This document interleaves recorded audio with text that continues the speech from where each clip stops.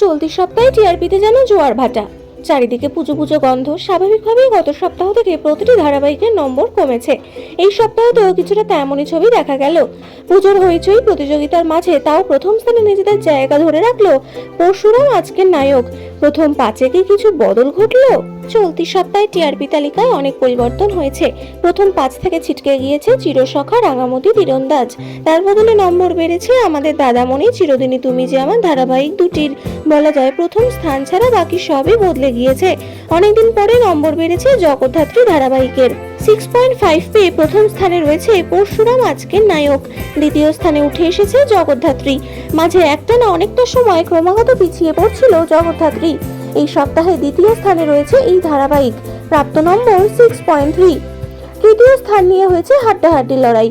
একদিকে যেমন ফুলকির গল্প নিয়েছে নতুন মোড়, অন্যদিকে আবার আর্য অপর্ণার প্রেম কোন দিক মোড় নেবে তা নিয়েও কৌতূহল তৈরি হয়েছে। 6.1 পেয়ে এই দুই ধারাবাহিকই রয়েছে তৃতীয় স্থানে।